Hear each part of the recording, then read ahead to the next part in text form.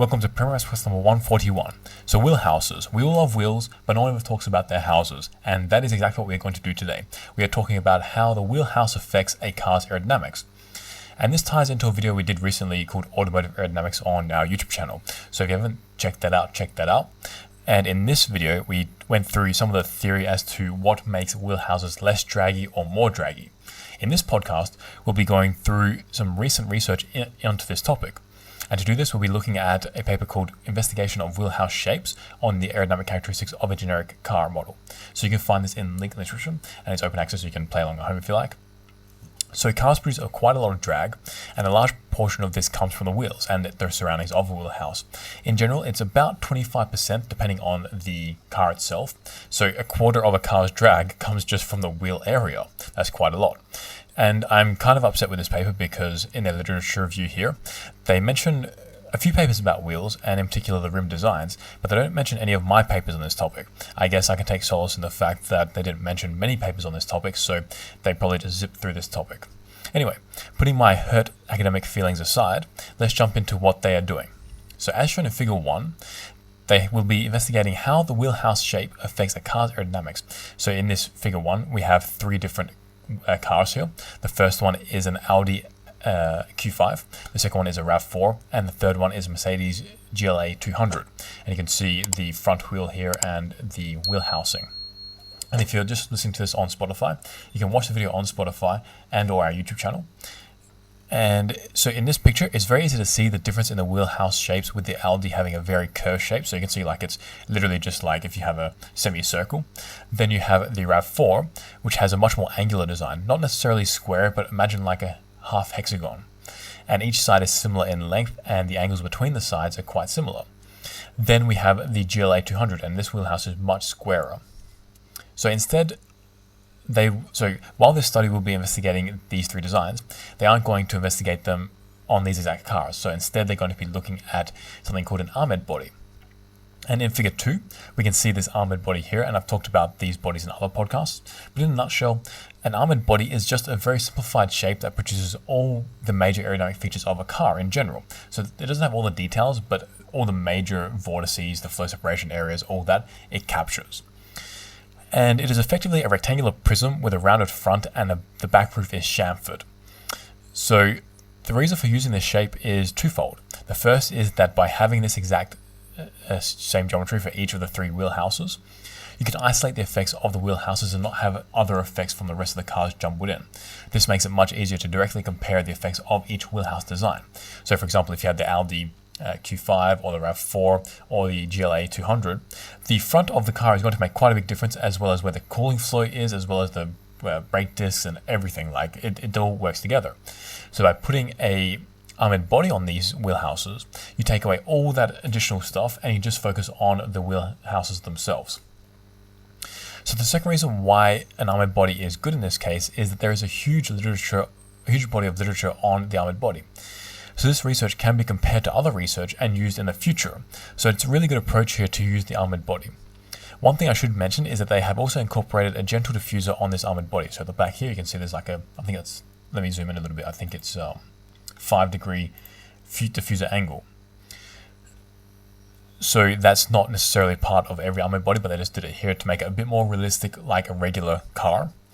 So the wheel rims are also important because depending on the rim design, you can greatly change the drag of a car. For example, 25 counts or 8% of the average car. So it's important to determine what rims we're going to use and why. So let's talk about the rims that they're going to use. The rims that they use on this car were what they called open rims. And this isn't very descriptive in terms of like telling us exactly what the geometry is, but it does tell us one important parameter, and that is that the rims are open. And if you're listening to this, you're probably like, yeah, well, all rims are open, so big deal. And that is true when it comes to real cars, but in aerodynamic design, it is for a car. It is not common to use. It is common to use completely closed rims because they have some advantages such as lower drag, and it is a very common design for the design process in cars, so you can compare different cars and not have to worry about different rims. So what this means is that you get like a regular rim, and then you just put like this metal shield over the rim, over the spokes, and that blocks off all the air that can go through the rims, through the spoke openings, and that makes it a closed rim. So what the researchers are saying here is that, okay, they're not doing this, they're just putting these rims on there, which are a simple 5-spoke rim. And so if you were to have a closed rim, they produce less drag, and you might be thinking, why cars on the road never have them then? If you have closed rims, you're going to reduce the drag of a car. Well, one major reason is because closing the rim completely reduces the cooling flow to the brakes, and that will cause them to heat up and compromise safety. So the openings in the rims are actually effectively a safety feature. And another major reason why having open rims is better than closed rims is that there's a styling requirement. So like if you were to go to the styling department in any OEM, any car manufacturer, the stylists will almost have a fit in terms of having closed rims. They want to have all these stylings to make the car look more attractive.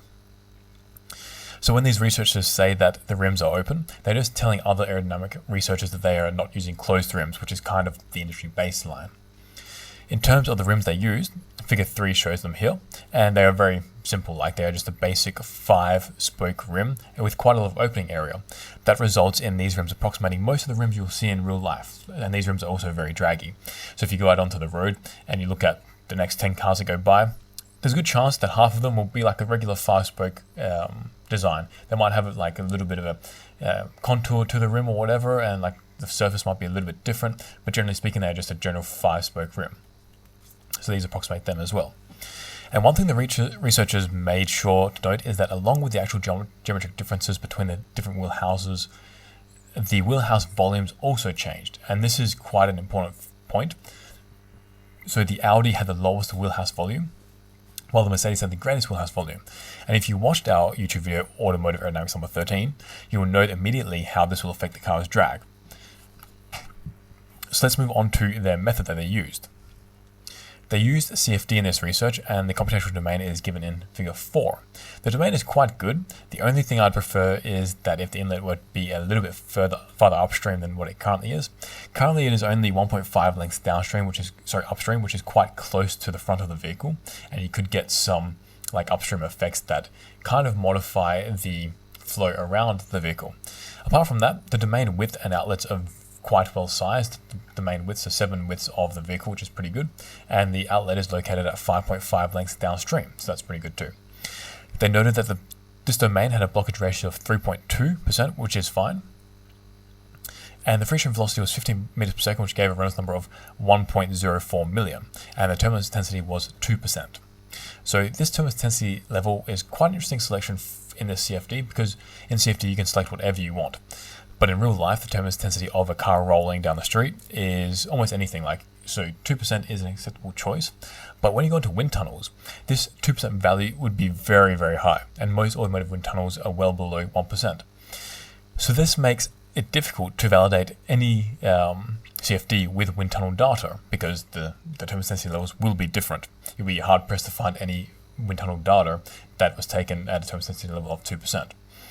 So I'm not sure why they specified that. They only validate, actually I should mention that also, they didn't actually validate their data with wind tunnel data. They only did like this mesh independent study, which they said was validation. And this is not a great approach, but unfortunately that is the method they went with. We will discuss their validation later on. Let's move on to how they modeled the wheel rotation first. So they used this method called MRF, which stands for Moving Reference Frame. And it is a very common approach to modeling wheel rotation, and the reason why you want to have a rotating wheel is because obviously in real life, wheels rotate. You can't really drive down the street with having a stationary wheel. And it is especially important when you have rims with spokes like this, because the spokes will come through and chop through the air periodically, so you want to be able to replicate that rotation. And they use something called an MRF to do this. So what is an MRF? An MRF is where you specify a circular volume, such as around a rim. So you have this entire rim here, you say, okay, there's a circle going around it, and then you extrude it into the car, so to take up the entire wheel. And you say, okay, this part will be moving. So for every calculation, we're going to add the rotational aspect to the fluid in this region. Now, it's important to note that this region doesn't actually physically rotate. It's just a mathematical trick where we add the rotation to the fluid in the mathematical equations we use in the CFD. So this rim actually stays stationary. If this MRF stays stationary, we just add the important information into the mathematical equations. If you want to actually have the rim rotating, you need to use something more complex, such as a sliding mesh.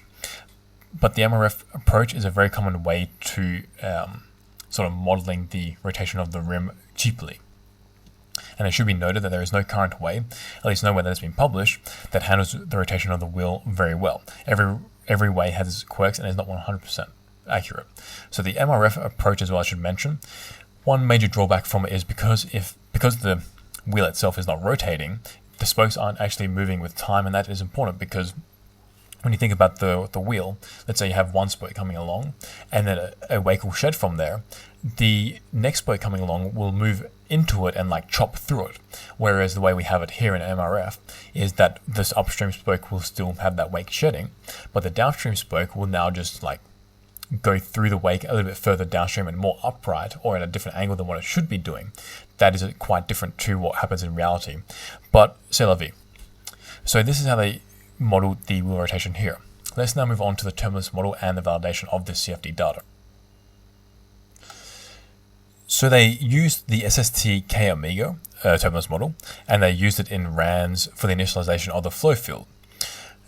Once the simulation has converged, they then switch to transient, and this is a good way of going about it because when you first have your domain, and if let's say you want to use a very high fidelity model where you have your transient RANs or transient whatever you're using, and you want to solve it from the beginning, because it's so high fidelity, it will take much longer to solve. Whereas if you go for a very simple approach, for example here, they just use an RANs approach to begin with, just to initialize the flow field, and then let that like converge.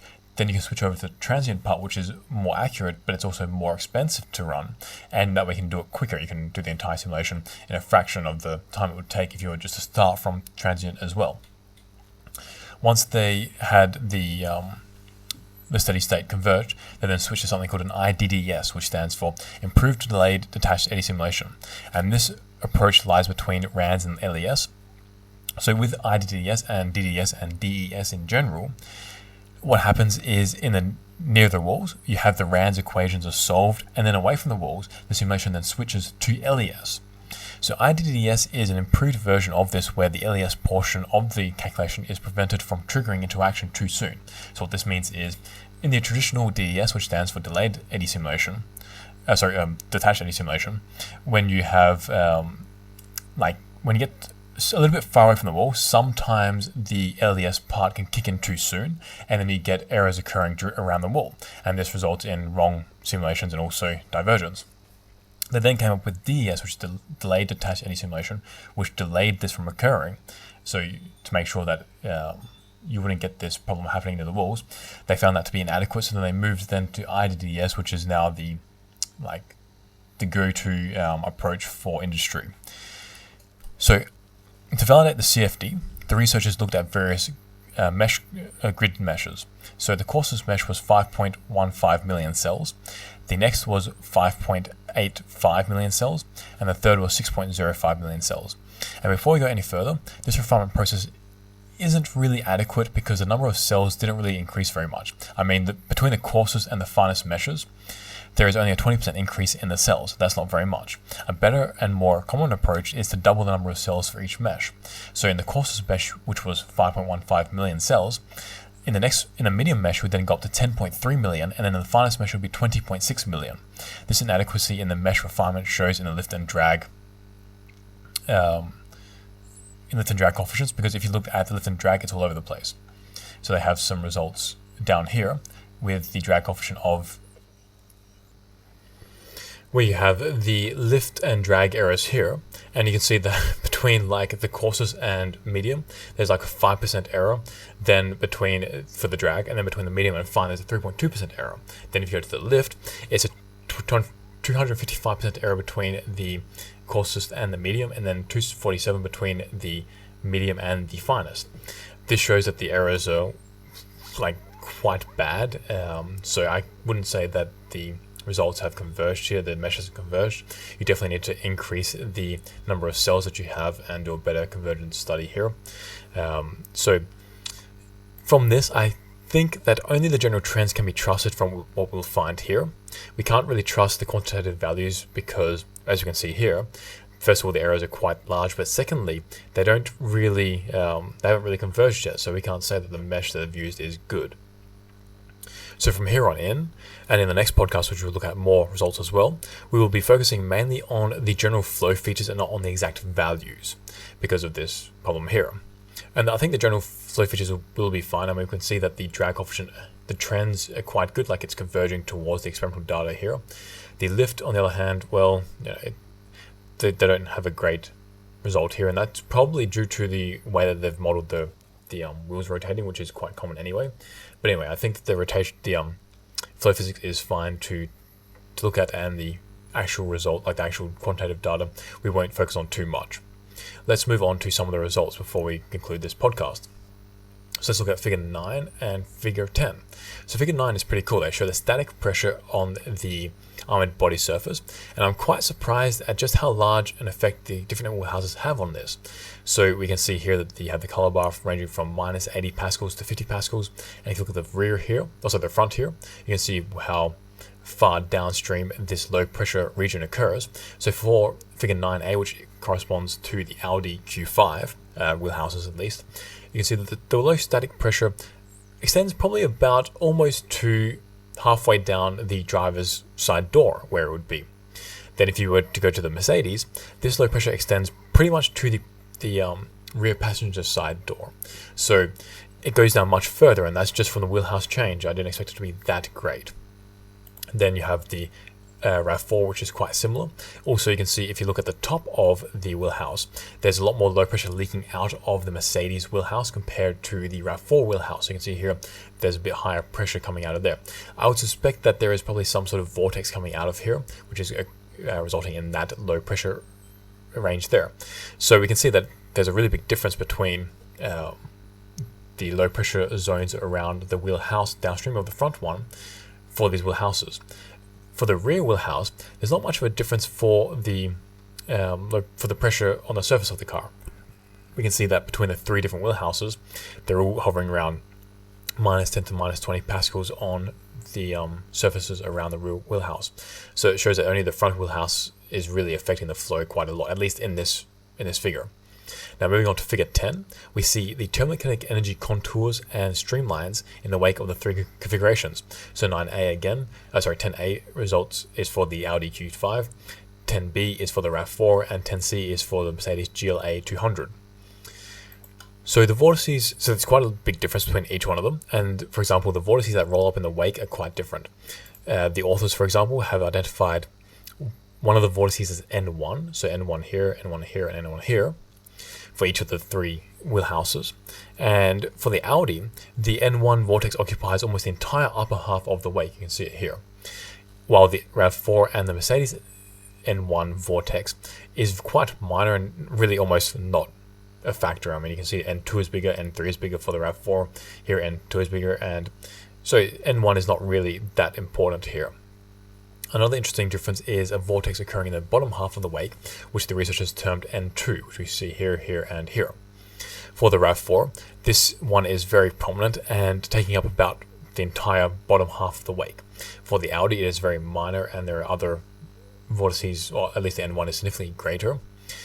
And for the Mercedes, both N1 and N2 are quite small, so at least the core of it. So that's quite surprising there. Obviously the wheelhouse, the square wheelhouse changes that there. So I'm a little surprised at just how much these wheelhouses affect the flow physics that we've just looked at already. We saw that it changes the static pressure on the surface as well as the vortices in the wake. And in the next podcast, we'll cover even more, including velocity fields, pressures on the wheels, and wake planes. For example, we have the wheels here, the pressures on there. We have wake planes here showing the velocity magnitudes, etc. So stay tuned for that one, which will be out in a few days. And that brings us to the end of our podcast here, my little aerodynamicists. If you liked it, give it a like. And if you want to see more like this, hit the subscribe button or follow button, depending on whether you're on YouTube or Spotify. And if you want to get better at CFD and or theory, check out our courses in the link description. And if you want to make your experiments 2-4% more accurate, get the MSU Hawk. It's an instrument we make that accurately measures the density of air. This is a major factor that currently isn't taken into account in most wind tunnels, and this introduces between a 2 to 4% error in your wind tunnel data without you even knowing it, because the density of air changes by that much every day, and between days, weeks, months, and seasons, it can be easily 15%. It might be hard to believe that the density changes that much, But you can either do the calculation yourself to see how this density changes with temperature, barometric pressure, and humidity, or head over to our website and see the graphs we have already done for you. So the atmosphere hawk gets rid of that error for you, and we have made it like incredibly reliable. We've run it for like thousands of hours in a row, so it's you don't have to worry about that. And you can find that in the description below. And I'll see you next video. Peace out, amigos.